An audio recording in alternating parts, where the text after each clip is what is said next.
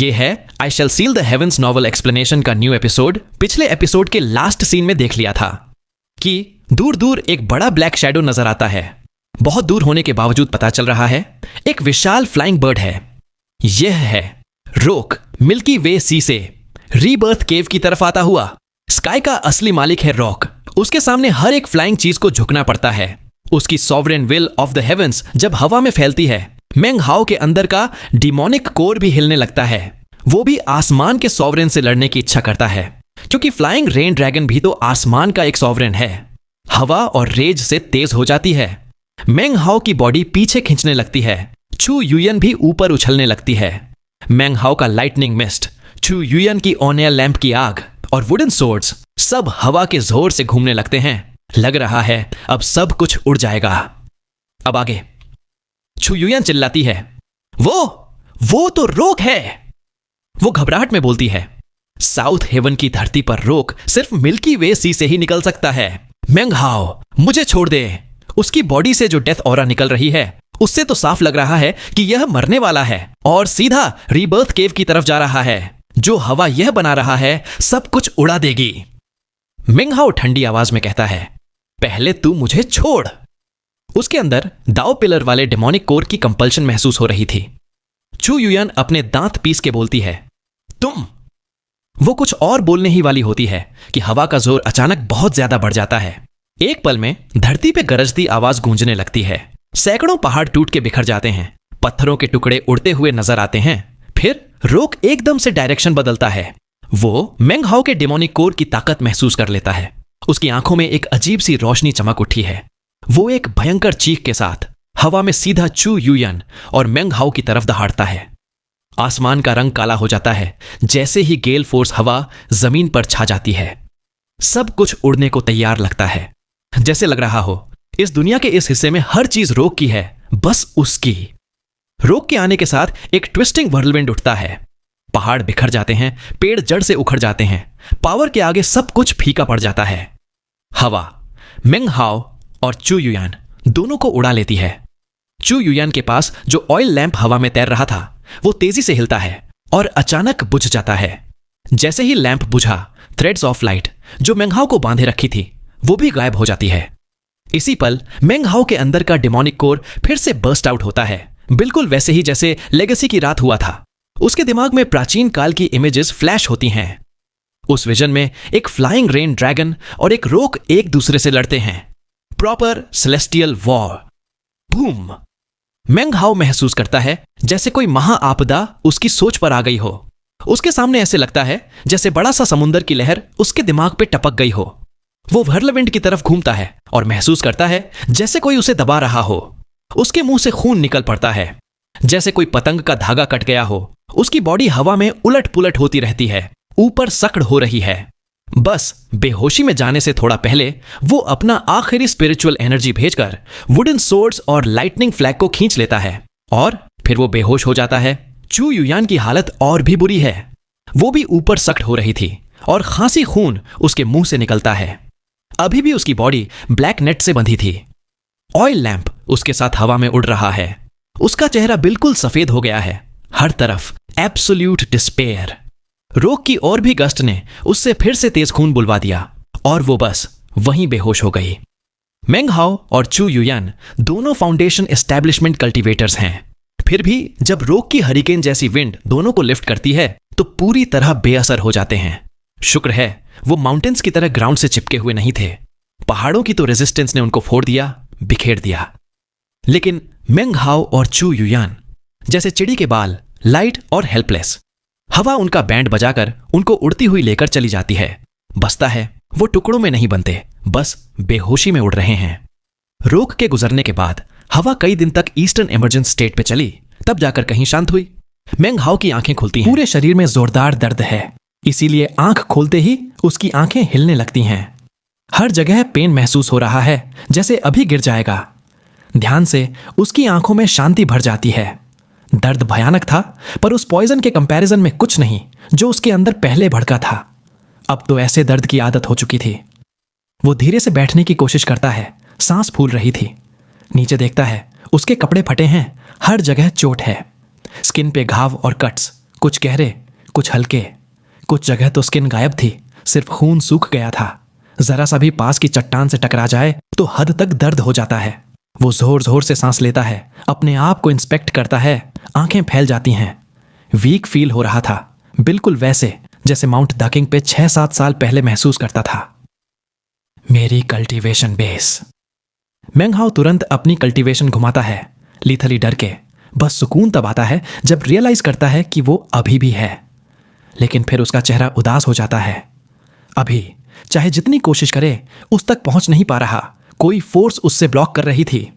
इसी समय जब वो अपने फटे हुए कपड़ों की तरफ देखता है तब उसे रियलाइज होता है कि उसके बैग्स ऑफ होल्डिंग बॉडी पे हैं ही नहीं। लग रहा है सारे तेज हवा से उड़ गए। उसके चेहरे पे टेंशन आ जाती है। वो अपना हाथ अंदर डालता है और रोब के डीप से एक चीज निकालता है, बैग ऑफ द कॉस्मोस। यह नॉर्मल बैग ऑफ होल्डिंग नहीं है, इसलिए मेंग हाओ हमेशा इसे अंदर छुपा के रखता था। इसी वजह से हवा इसे छू नहीं पाई। वो धीरे से कहता है, अच्छा है कि ज्यादा चीजें बैग ऑफ द कॉस्मोस में ही रखता हूं, वुडन सोर्ड, लाइटनिंग फ्लैग, सब कुछ, वरना सब कुछ खो जाता। पर अभी भी खोलने की कोशिश करता है, लेकिन पीछे रहता है, साई करता है और आसपास देखता है। अंधेरा है, हर जगह काले मिस्ट की लहर है, अजीब पत्थर पूरे जमीन पर बिखरे पड़े हैं। बर्ड और बीस्ट की हड्डी बिखरी है, पता नहीं कितने सालों से यूं सड़ गई हो। अब तो उनका रंग भी बिल्कुल सफेद हो चुका है। मेंग हाओ अब और ज्यादा हैरान है।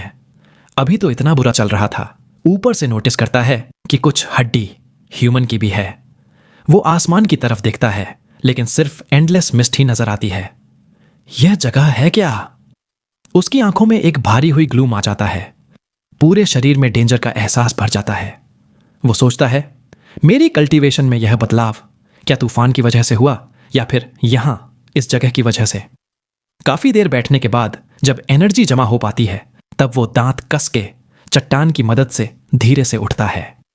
धीरे धीरे एक ट्री की मोटी सी शाख लेकर सपोर्ट के लिए चलता है। आसपास देखता है, हर जगह सन्नाटा, बस अपना ही हार्ट बीट सुनाई देता है। वो डीप सांस लेता है, डिसाइड करता है, जब तक कोई रास्ता नहीं मिलता पूरा एरिया एक्सप्लोर करूंगा। हर कदम सोच समझ के आगे बढ़ता है, चेहरे पे पूरी तरह कॉशन।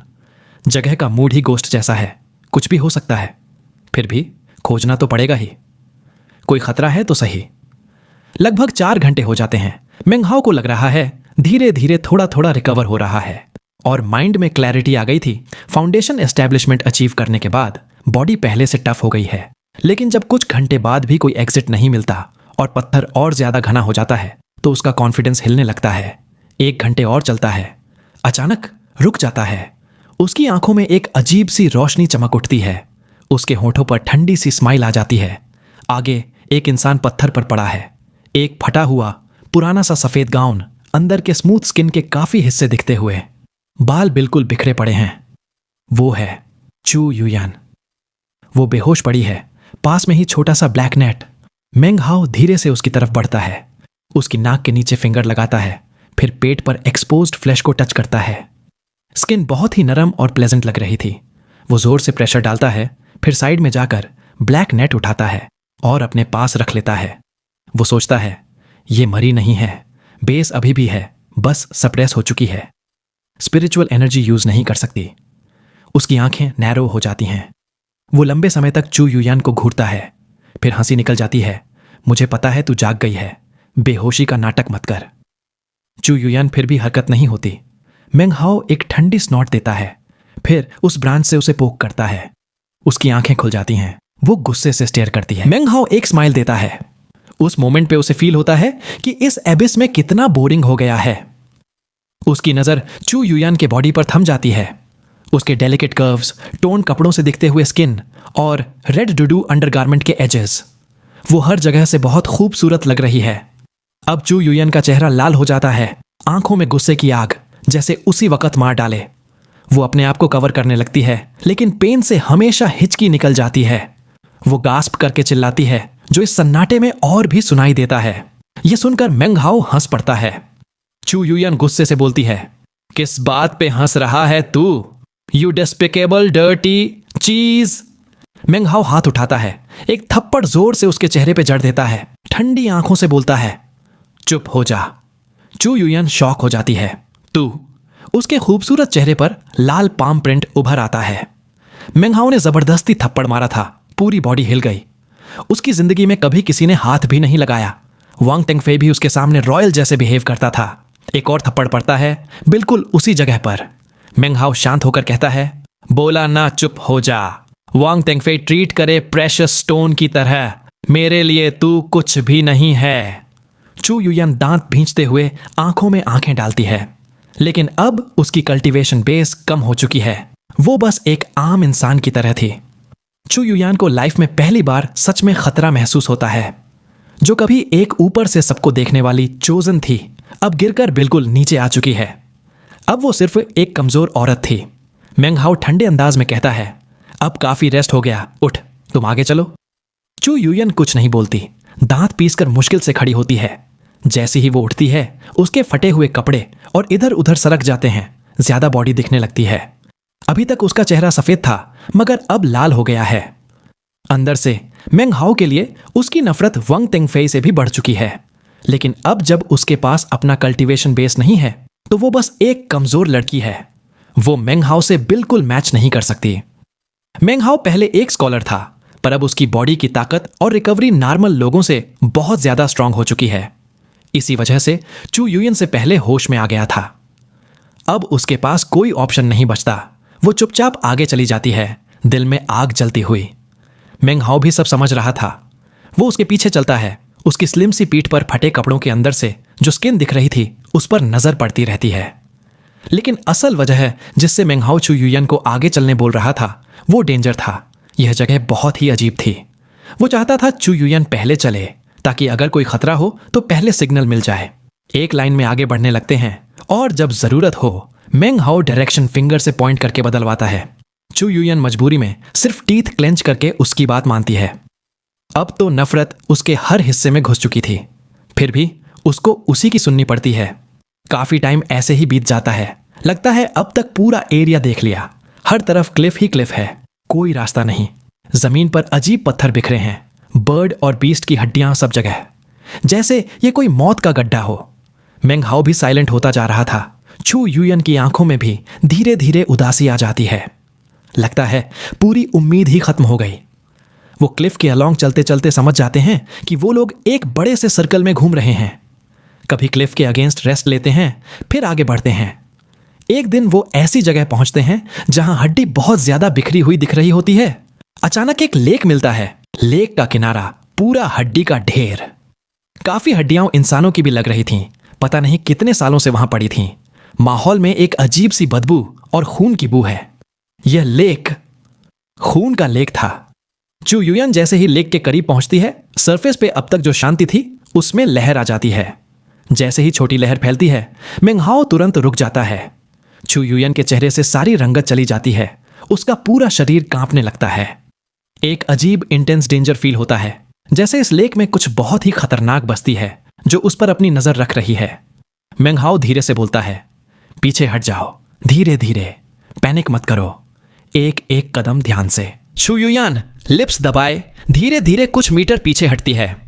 लेक का पानी उबलने लगता है। एक घंटी जैसी तेज चीख सुनाई देने लगती है पानी के अंदर से। चू युयन जल्दी से और पीछे हटने लगती है। इस चिलिंग चीख के बीच अचानक गहरे हरे रंग का एक बड़ा ऑल्टर लेक से ऊपर उठता है। खून की लेक में लहर उठी और अंदर से कुछ अजीब फिगर्स नजर आई। मेल या फीमेल पता नहीं, क्योंकि उनके शरीर पर स्किन नहीं थी, बस लहू की लच्छियां, जैसे पूरी फ्लैश बढ़ाना हो। वो सब मिलके उस हरे स्टोन ऑल्टर को कंधे पे उठाए हुए निकलते हैं। ऑल्टर लगभग 150 मीटर का है। जैसे ही वो पूरी तरह बाहर आता है, एक अजीब लाल हरा ग्लो पूरे एरिया में फैलने लगता है। ऊपर बीच में एक पत्थर का थ्रोन है और उस थ्रोन पर बैठा है एक लाश। डेथ की ठंडी हवा उस लाश के अराउंड घूम रही है और चेहरा एक सफेद बिल्कुल प्लेन मास्क से ढका है। मेंगहाओ की आंखें श्रिंक हो जाती हैं। वो हिलता तक नहीं। चू युयन भी वहीं जम जाती है। चेहरा सफेदी ले आता है। दोनों ऑलमोस्ट स्टैट्यूज बन जाते हैं, ना आगे ना पीछे। 10 सांस लेने जितना टाइम बीतता है, फिर ऑल्टर धीरे धीरे दोबारा लेक में डूबने लगता है। खून की सरफेस फिर से शांत हो जाती है। सब कुछ एकदम साइलेंट, जैसे कुछ हुआ ही नहीं। मेंगहाओ गहरी सांस लेता है, धीरे धीरे पीछे हटता है। चू युयन को भी वही करना पड़ता है। जब दोनों लगभग 300 मीटर दूर हो लेते हैं तब जाकर दिल की घबराहट थोड़ी कम होती है। चू युयन अनदेखे दिनों में पहली बार खुद बोल पड़ती है। वो क्या था? उसकी आवाज कमजोर और भारी हुई है। मेंग हाओ कुछ नहीं बोलता, बस मुड़ के निकल जाता है। चू युयन सोचती है, फिर चुपचाप उसके पीछे चल पड़ती है। क्लिफ फेस पे लौटकर वे एक छोटी नेचुरल केव में छुप जाते हैं। अंदर मेंग हाओ क्रॉस लेगेड बैठ जाता है। चू युयन केव वॉल के अगेंस्ट बैठकर अपने घुटने पकड़ लेती है, खोई खोई सी बाहर देखती है। वो जिंदगी भर प्राउड रही है, पर अब ये सब जो हो गया था, कल्टीवेशन बेस दब चुकी थी। मेंग हाओ जैसे घटिया आदमी की कंपनी, इसने उसके दिल को धुआं से भर दिया है। अब तो उसकी एक ही उम्मीद है कि कभी ना कभी वायलेट फेट सेक्ट उसे ढूंढ के ले जाए। पर यह जगह अजीब है। यहां का सप्रेशन सिर्फ कल्टीवेशन नहीं, उस सेक्ट की सीक्रेट ब्रांड को भी दबा रहा होगा। तो ढूंढने का भी चांस कम था। उसके कपड़े अब हाल में नहीं थे, आधा से ज्यादा बदन खुला। जैसे ही वो बैठी हुई थी, उसके ऑलमोस्ट पूरे लेग्स दिख रहे थे। समय चलता रहता है। जब भी लगता है एक दिन बीत गया, मेंग हाओ एक पत्थर साइड पे स्टैक में रख लेता है। 8 पत्थर हो चुके हैं, मतलब उनके हिसाब से 8 दिन बीत गए। कल्टीवेशन लॉक है तो स्पिरिचुअल एनर्जी भी डिस्पर्स नहीं हो रही। खाने की जरूरत नहीं लग रही थी, लेकिन स्पिरिचुअल एनर्जी भी नहीं थी। अगर ऐसे ही चलता रहा तो भूख से मरने की नौबत आ सकती थी। लेकिन यह जगह बिल्कुल डेड, कोई हेवनली एनर्जी नहीं। इन 8 दिनों में मेंग हाओ आधा टाइम तो अपनी कल्टीवेशन को सर्कुलेट करता, प्रेशर तोड़ने की कोशिश करता, कम से कम बैग ऑफ होल्डिंग तो खोल पाए, पर कुछ भी इफेक्ट नहीं हुआ। बाकी आधा टाइम चू युयन को ले जाके एग्जिट ढूंढता, पर जितनी बार एरिया देखा कोई नया रास्ता नहीं मिला। सिर्फ एक चीज नहीं मिली, इधर वाइपर्स, जहरीले सांप बहुत घूमते दिखे। चू युयन केव में बैठी सोचती है, मुझे लगता है यह खाली गड्ढा नहीं, पुराना एक्टिव वोल्केनो है। वो खिड़की से देखकर सोचती है, अब मेंग हाओ से कोऑपरेशन करने से बचा नहीं सकती। मेंग हाओ केव के एज पे फरोन करते बैठा है। चू युयान उसको क्रॉस लेगेड देखकर अचानक बोल पड़ती है, मुझे नए कपड़े चाहिए। उसकी आंखों में जो अर्नेस्टनेस है वो अब तक सबसे ज्यादा है। चाहे कितनी भी थकी हो, उस समय का उसका एक्सप्रेशन किसी भी आदमी को पागल कर दे। मेंग हाओ आंखें बंद कर लेता है, कूली बोलता है, मेरे पास नहीं है। चू युयन बोलती है, तुम्हारे बैग ऑफ होल्डिंग में होंगे। उसकी हालत रैग्ड, कपड़े कचरे से भी बुरे, अंडरगारमेंट्स भी दिख रहे थे। हल्के दिखते दिखते भी सॉफ्ट और सपल स्किन चमक रही थी। उसके half covered half exposed look ने कोई भी आदमी देख ले तो संभाल नहीं पाए। मेंग हाओ की आंखें एकदम खुल जाती हैं। वो चू युयान को कोल्डली देखता है, ऊपर से नीचे तक। बहुत आदमी होता तो अभी आंखों में आग लग जाती। 8 दिन पहले तक मेंग हाओ चाहे सोचता भी तो चू युयान की एक झलक देखना इम्पॉसिबल था, और उस जमाने में चू युयान उसे मार के रेजिड्यू भी नहीं छोड़ती। अब मेंग हाओ बस देखता है और वो बस अपना चेस्ट ढक लेती है। मना नहीं सकती, रोक नहीं सकती। पूरा हेल्पलेसनेस। मेंग हाओ सीरियस टोन में बोलता है, सही कहा, कुछ कपड़े मेरे पास हैं, पर स्पिरिचुअल एनर्जी ना होने की वजह से बैग खुल नहीं रहा। चू युयान धीरे से बोलती है, एक वे है बैग ऑफ होल्डिंग खोलने का और कपड़े निकालने का। मेंग हाओ कोल्डली, बिल्कुल इमोशनलेस फेस से देखता है। उसने सोचा था कि वो जैसे ही टेक्निक बताएगी मेंग हाओ तुरंत डिटेल्स मांग लेगा, लेकिन काफी देर के बाद भी मेंग हाओ चुप ही रहा। फिर चू युयान कोल्डली हफ करके बोलती है, पूरी बात बताने लगती है, मेरा कल्टीवेशन मेथड है वायलेट फेट सेक्ट का, violet sea from the east. वैसे तो दोनों लोग एक साथ प्रैक्टिस कर सकते हैं। एरिया की स्पिरिचुअल एनर्जी दब गई है, पर अगर मैं तुम्हें मेथड सिखा दूं और दोनों मिलकर प्रैक्टिस करें तो शायद बैग खुल जाए। मेंग हाओ सोचता है, फिर शेक करता है, भरोसा नहीं है, और बताओ डिटेल में। चू युयान नाक चढ़ाकर बोलती है, चाहे भरोसा करो चाहे ना करो, तुम्हारी मर्जी। वो अपने कॉर्नर में जाकर बैठ जाती है, और जब मेंग हाओ उस पर नजर डालता है तो वो ऑटोमेटिकली और ज्यादा बॉडी कवर कर लेती है, आंखों में अनॉयंस दिखा के। मेंग हाओ काल्मली बोलता है, बहुत कपड़े नहीं हैं, लेकिन जितने चाहिए उतने मिल जाएंगे, लेकिन तुम नहीं चाहती तो रहने दो। वो आंखें बंद करके बैठ जाता है। 1 घंटा निकल जाता है। चू युयान अपने सफेद दांत ग्राइंड कर रही थी। अब और बर्दाश्त नहीं हो सकता। कपड़े अब कंट्रोल में नहीं हैं, स्किन दिख रही है, डेस्पिरेशन बढ़ चुकी है। आखिर टीथ ग्राइंड करके बोलती है, हवा में उड़ते वक्त मेरा बैग ऑफ होल्डिंग खो गया, पर जो मेथड मैं कह रही हूं वो काम करेगा। वायलेट ची फ्रॉम द ईस्ट एक स्पेशल टेक्निक है, ईस्टर्न लैंड से आई है। दो लोग जब इसको साथ करते हैं तो हेवंस का वॉल्ट भी खोल सकते हैं। अगर डाउट है तो मैं तुम्हें पहला निमोनिक सिखा सकती हूं। अगर अचीव कर लिया तो अगला बताऊंगी, फिर तीसरा। तुम ट्राई कर सकते हो। मुझे सिर्फ कुछ कपड़े चाहिए। मेंग हाओ आंखें खोल के उसकी तरफ देखता है। चेहरा बिल्कुल स्टोन, लेकिन अंदर से कोल्ड स्नीयर आ रहा है। उसने स्टेट ऑफ जो में बहुत कुछ झेला है, अब बेवकूफ बच्चा नहीं है। उसे इजीली फंसाया नहीं जा सकता। वह सेंस कर रहा था कि चू यूयन उसके लिए कोई ट्रैप रख रही है। वो ठंडी आवाज में बोलता है, बोलो। चू यूयन धीरे धीरे सीक्रेट सेक्ट की टेक्निक बोलने लगती है। वायलेट ची फ्रॉम द ईस्ट, हेवन और ईथ की 9 वायलेट की कल्टीवेट करो।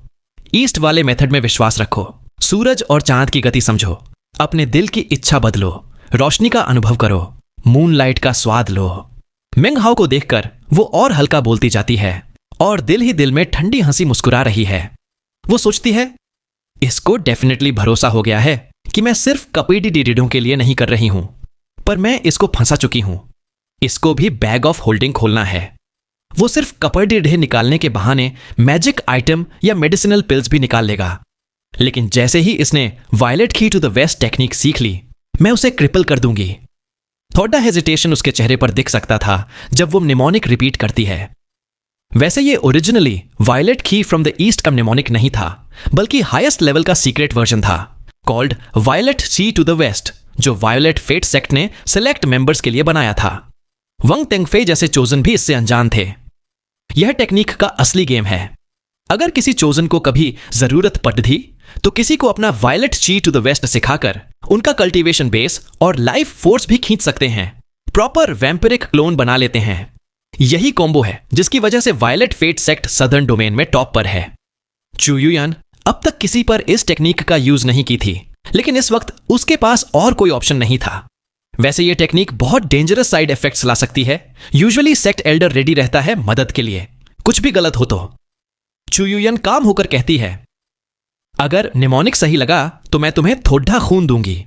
यहां ना सूरज दिखता है ना चांद, इसलिए नॉर्मली वायलेट की अब्सॉर्ब नहीं कर सकते, लेकिन मेरे खून में थोड़ा सा वायलेट की है जो हेल्प करेगा। मेंग हाओ उसे घूर के देखता है। आंखों में कॉन्टेम्पलेशन चमक रही है।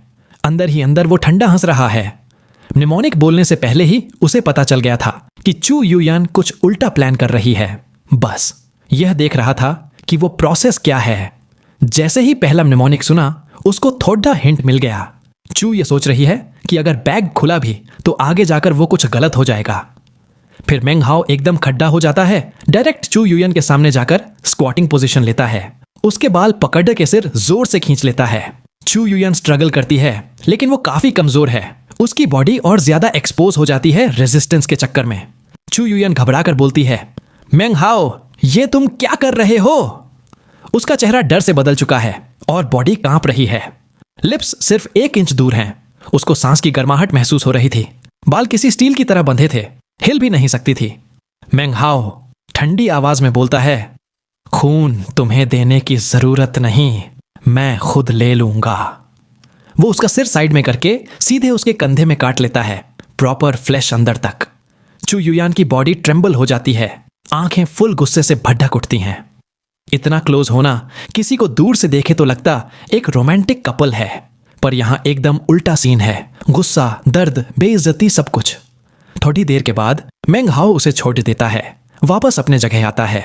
ब्लड ड्रिपिंग उसके गाल से। आंखें बंद करके मेडिटेशन में चला जाता है। अब वो निमोनिक चू यूयन से सुनी हुई टेक्निक से कल्टीवेशन शुरू करता है। चू यूयन को सांस संभालने में काफी देर लगती है। वो जहर भरी नजर से मेंग हाओ को देखती है। वो मन में सोचती है, बस इस टेक्निक के एंड होने दो। उसका कल्टीवेशन बेस खींच के उसे टुकड़ों में काट दूंगी। उसी की एनर्जी से अपने बॉडी का सेक्ट ब्रांड एक्टिवेट करूंगी। वायलेट फेट सेक्ट मुझे आकर बचा लेगा। वो दांत इतने जोर से पीस रही है, लग रहा है टूट ही जाएंगे। आज जो इंसल्ट हुआ है वह 100 गुना ज्यादा सूद के साथ लौटाएगी, खासकर ये बाइट मार्क। कुछ घंटे बीत जाते हैं। अचानक मेंग हाओ की आंखें खुल जाती हैं। प्यूपिल्स में वायलेट का रंग दिखता है। यह देखकर चू यूयान थोड़ा खुश महसूस करती है। मेंग हाओ कैजुअली बोलता है, दूसरा निमोनिक। चू यूयान बिना रुके बोल देती है, वायलेट की रिटर्न्स टू द लेक। दाव पिलर के किनारे को रंग देता है। 9 चक्रा, 3 लेयर्स में एक वायलेट ड्रैगन का ब्रांड। इस बार और ज्यादा समय लगता है, लगभग 2 घंटे से भी ज्यादा। चू युयान थोड़ा अनश्योर्ड महसूस कर रही है। वो सोचती है, सेक्ट में एल्डर ब्रदर ली ने तो सिर्फ 2 घंटे में कंप्लीट कर ली थी, वो भी एल्डर के सामने। ये मेंग हाओ को इतना टाइम क्यों लग रहा है? 4 और घंटे निकल जाते हैं। फाइनली मेंग हाओ आंखें खोलता है। वायलेट और गहरा हो चुका है। चू युयान सुकून की सांस लेती है। वो सोचती है, बस इसकी टैलेंट वीक है, इसलिए टाइम लग रहा है। अगला निमोनिक तुरंत बता देती है। मेंग हाओ कुछ देर चुप रहता है, फिर आंखें बंद करता है। मेडिटेशन। 2 पूरे दिन लग जाते हैं और तब वो फिर से आंखें खोलता है। पूरी आंखों में वायलेट ग्लो, पूरी बॉडी से पर्पल धार निकल रही थी। चू युयान पहले तो थोड़ी अनईजी थी, पर जैसे उसने ये देखा, उसका कॉन्फिडेंस बूस्ट हो गया। उसकी कल्टीवेशन बेस भी थोड़ा रिएक्ट कर गई। अब वो मन ही मन सोचती है, बस एक स्टेप और, बस सब खत्म। तब ये गया काम से। वह आंखों में ताव लेकर बोलती है, अब हम दोनों साथ में कल्टीवेशन करेंगे। जब हमारी पावर कंबाइन होगी, बैग ऑफ होल्डिंग खुलेगा। ध्यान रखना, चांस सिर्फ 1 सेकंड के लिए मिलेगा। ढीले पड्डे तो सब रह जाएगा। वह बोलती है। पूरा डिस्गस्ट मेंग हाओ की तरफ उछाल रही है, लेकिन हाथ भी इतनी सावधानी से आगे बढ़ाती है। वह सोचती है, बस अभी थोड़ा सा पेशेंस, फिर सब खत्म। मेंग हाओ स्टोन कोल्ड चेहरे के साथ चू युयान को देखता है। वायलेट आइज में एक अलग ही शाइन है। वह बैग ऑफ द कॉस्मोस निकाल के साइड रख देता है, फिर अपने हाथ उनके हाथ से मिला देता है। अचानक ही दोनों की सप्रेस्ड कल्टीवेशन बेस बॉयल होने लगती है और तेज व्हाइट ची दोनों के शरीर से उठने लगती है, पसीने की बूंद दोनों के चेहरे पर। मेंग हाओ क्लियरली फील कर सकता है कि उसकी बॉडी में जो वायलेट ऑरा आ रहा है, सब कुछ उसके हाथों के थ्रू चू युयान की तरफ खींच रहा है। उसकी आंखों का वायलेट धीरे धीरे कम होने लगता है। इसी मोमेंट पर मेंग हाओ फील करता है कि उसकी कल्टीवेशन बेस पर जो प्रेशर था, वो ढीला हो रहा है। एक पतली सी स्पिरिचुअल एनर्जी निकल कर आ जाती है। वेस्ट नहीं करता, तुरंत उसे बैग ऑफ द कॉस्मोस की तरफ भेज देता है। बैग एकदम चमक उठता है और कुछ निकलता है। चू युयान चिल्लाती है, वायलेट ची फ्रॉम द ईस्ट और वेस्ट, बाइंड। उसका फोकस ये नहीं कि बैग से क्या निकला, उसकी आंखें बस ब्राइट हैं, फुल कंसंट्रेशन में। इसी वक्त जब मेंग हाओ की पावर पूरी चू युयान की तरफ रश कर रही थी, अचानक चू युयान फील करती है कि उसकी एनर्जी रुक गई है। सिर्फ 2 सांस के अंदर सब खत्म। वह कुछ भी और अब्सॉर्ब नहीं कर पा रही थी। वह शॉक्ड है, सोचती है, फाउंडेशन एस्टेब्लिशमेंट बेस है उसका, सिर्फ इतना सा एनर्जी, ये क्या हो गया? उसका चेहरा शॉक में बदल जाता है। वह मेंग हाओ की तरफ देखती है। वह भी उसकी तरफ स्नीरिंग स्माइल के साथ देखता है और अब उसकी आंखों में जरा भी वायलेट कलर नहीं है। चू युयान का दिल हिल जाता है, चेहरा डिसबिलीफ में ट्विस्ट हो जाता है। वह घबरा के पीछे सरक जाती है। वह शॉक में बोलती है, तुम? मेंग हाओ ठंडी मुस्कुराहट के साथ बोलता है, मेनी थैंक्स फेलो दाओइस्ट चू। वह हाथ उठाता है। बैग से निकला हुआ ऑब्जेक्ट उसकी तरफ चला आता है। वह है एक क्रिस्टल स्टोन, वो भी कोई नॉर्मल स्टोन नहीं, उसके बैग में बची हुई 3 एक्स्ट्रा लार्ज स्पिरिट स्टोन्स में से एक। चू युयान का चेहरा सफेद पड़ जाता है। वह चट्टान के पास लगकर बैठ जाती है। उसका दिल जोर जोर से धड़धक रहा है। समझ ही नहीं पा रही कि वायलेट की टू द वेस्ट फेल कैसे हो गई। उसको तो लग रहा था सब कुछ परफेक्ट प्लान है, टेक्निक भी सही थी, उसकी कल्टीवेशन बेस भी रिस्पॉन्स दे रही थी, आंखों का वायलेट भी रियल था। वह कांपने लगती है, अंदर से हिल चुकी है। जो प्लान उसने वहीं अडेप्ट किया था, वो फ्लॉप हो गया। उसे लग रहा था मेंग हाओ को पुपेटिंग में कोई प्रॉब्लम नहीं आएगी, लेकिन यहां प्लॉट ही उल्टा हो गया। फिर वह स्टोन देखकर चू युयान की आंखें नैरो हो जाती हैं। गलती से नजर पड़ती है, फिर ध्यान से देखती है, फिर एकदम शॉक, डिसबिलीफ, एक्साइटमेंट एक साथ। वह हिचकिचा के बोलती है, ये तो एक ultra high grade spirit stone है। मेंग हाओ कुछ देर तक चू युयान को बस देखता है, फिर वो अपना हाथ पत्थर की दीवार पर झटके से मार के एक गहरा घाव बना लेता है। खून बाहर आ जाता है। चू युयान तेज सांस लेती है, देखती है ये सब। उसके सामने मेंग हाओ बिना किसी हिचक के बड़ी स्पिरिट स्टोन को अपने हाथ के घाव में डाल देता है। देखकर लग रहा था बहुत दर्द होगा, पर मेंग हाओ के चेहरे पर एक भी शिकन नहीं आती। उसके लिए यह दर्द उस जहर के दर्द के सामने कुछ भी नहीं था। जैसे ही स्पिरिट स्टोन उसकी फ्लैश के अंदर चली गई, मेंग हाओ महसूस करता है कि एक तेज स्पिरिचुअल एनर्जी का एक्सप्लोजन उसके शरीर में फैल रहा है। उसकी आंखों में बिजली की चमक आ जाती है। उसका सप्रेस्ड डाओ पिलर झटके से कांप उठता है। और बड़ी मात्रा में स्पिरिचुअल एनर्जी अब्सॉर्ब करके पूरे शरीर में सर्कुलेट कर देता है। इस वक्त उसका सेकंड कोर्स ही गायब था। वैसे भी चू यूयन की टेक्निक मंग हाओ पे इसलिए असर नहीं कर पाई थी क्योंकि उसने वायलेट ची टू द वेस्ट सिर्फ अपने सेकंड कोर्स में ही ट्राई किया था। वहां कोई डाओ पिलर था ही नहीं, इसीलिए उसको इतना समय लगा। चू यूयन ने सिर्फ सेकंड कोर्स का पावर अब्सॉर्ब किया था, जो कि एक जुगनू की रोशनी के बराबर था।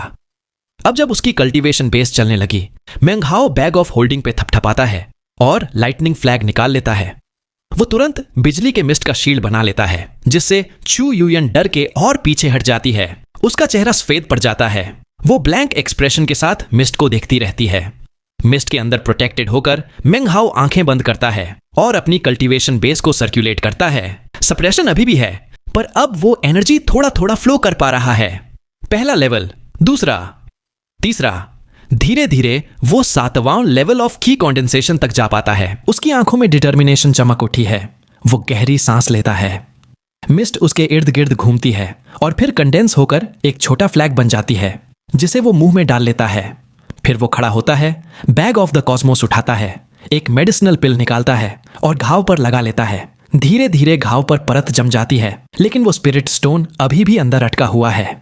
अगर निकाले तो फिर से सप्रेशन हो जाएगी और वो फिर आम इंसान बन जाएगा। अभी के लिए उसके पास बस 7वां लेवल ऑफ की कंडेंसेशन तक की ताकत है। चू यूयन को इग्नोर करते हुए मेंग हाओ फिर बैग ऑफ द कॉस्मोस पे थपथपाता है, एक वुडन सोर्ड निकालता है, उस पे खड़ा होता है और एक तेज बीम ऑफ लाइट बनकर ऊपर की तरफ उड़ जाता है। चू यूयन केव के अंदर शॉक में देखती है कि वो गायब हो गया। उसके चेहरे पर अजीब तन्हाई सी छा गई है। ये कंप्लीट साइलेंस उसको पूरा डुबो लेती है। वो अंदर ही अंदर हंस देती है। अब वो एक वोल्केनो के नीचे ऐसी जगह पर है जहां कोई सोच भी नहीं सकता। वो एक जिंदा कब्रिस्तान में अकेली कैद है। मेंग हाओ वुडन सोर्ड पे फ्लाई करता है। आंखों में रोशनी है। जैसे ही मिस्ट से बाहर आता है, ऊपर देख के उसे सिर ताराएं का आसमान दिखाई देता है। उसके चेहरे पे खुशी की चमक आ जाती है, पर तभी आंखें नैरो करता है, तुरंत रुक जाता है। वो वोल्केनो के मुंह से बाहर नहीं निकला था, बस ऊपर ही हवा में रुक जाता है। थोड़ा गौर से देखता है तो नजर आता है कि एक बिल्कुल ट्रांसपेरेंट शील्ड वोल्केनो के मुंह को पूरी तरह ढक रहा है।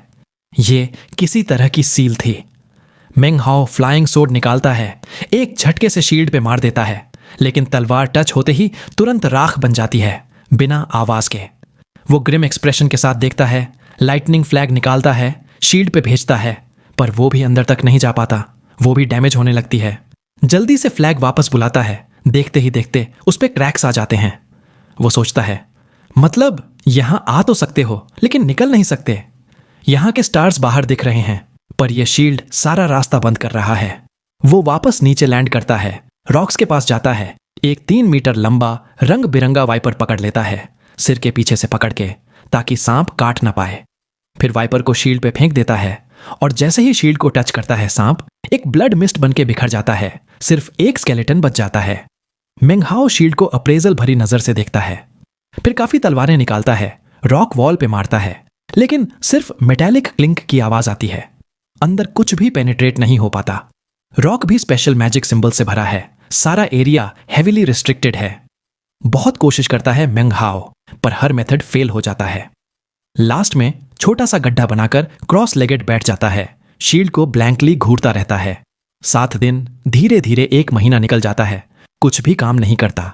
ऊपर शील्ड ने फंसा के रखा था, नीचे चू यूयान को लगता है मेंग हाओ कब का चला गया। पहले दिन वो बाहर देखते हुए बैठी रहती है, अपनी टांगे लपेट के लिए। अब एक खिलती फूल नहीं, एक सूखा पौधा लग रही थी।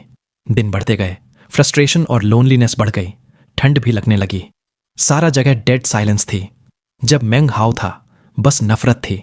अब उसके जाने के बाद बस अकेलापन। अब उसे यकीन हो गया, कोई चीज भी इस जगह से बाहर नहीं जा सकती, वरना सेक्ट कब का आ चुका होता। महीने भर हुआ, कोई आया ही नहीं। बस अब एक ही सबब है, यह सील पूरी तरह परफेक्ट है। दिन बीते, 23 दिन, 26 दिन। अब तो डर भी दिल में उतर गया। उसको लगता है अंधेरे में अजीब साए चल रहे हैं। अब वो कोई चोजन नहीं, एक कमजोर लड़की थी, पर फिर भी कोई आवाज या आंसू नहीं निकलती, बस दांत भींचे बैठी रहती है। ऊपर मेंग हाओ शील्ड के सामने लाइटनिंग मिस्ट में बैठे बैठे हर जगह सोचता है, पर कुछ काम नहीं करता। फिर एक रात काले बादल छा जाते हैं, तेज बारिश और बिजली गिरती है। जब भी लाइटनिंग शील्ड पे गिरती है, शील्ड रिपल करता है। अब मेंग हाओ को असली क्लू मिलता है। वो सोचता है, बिजली से यह शील्ड वीक हो सकता है। अगर लाइटनिंग को किसी तरह सीधा इस पर खींच लूं तो हो सकता है शील्ड कभी खुल जाए। पर अभी लाइटनिंग को अट्रैक्ट नहीं कर पा रहा। तभी आइडिया आता है। वो बैग ऑफ द कॉस्मोस से turtle shell, the perfect foundation pill का फॉर्मूला निकालता है और पढ़ता है। उसकी आंखों में डिटर्मिनेशन आ जाती है। वो सोचता है, हेवंस परफेक्ट फाउंडेशन को अलाउ नहीं करता, इसलिए ट्रिब्यूलेशन लाइटनिंग बुलाता है। फिर थोड़ी देर मेडिटेट करके तुरंत वॉल्केनो के बॉटम में मिस्ट के अंदर चू यूयन के सामने आता है। वो उसकी पेल फ्रस्ट्रेटेड आंखों में आंखें डालता है। चू यूयन तुरंत रिएक्ट करती है। तुम, मेंग हाओ ठंडी आवाज में बोलता है, तुम ग्रैंड मास्टर पिल डीमन की डिसाइपल हो ना? क्या एल्केमी आती है? चू यूयन चुपचाप सिर हिलाती है। मेंग हाओ आंखों में तेज चमक के साथ बोलता है, बाहर निकलना चाहती हो? उसका सवाल सुनते ही चू यूयन का पूरा शरीर हिल उठता है और उसकी आंखों में फिर से जिंदगी की चमक आ जाती है।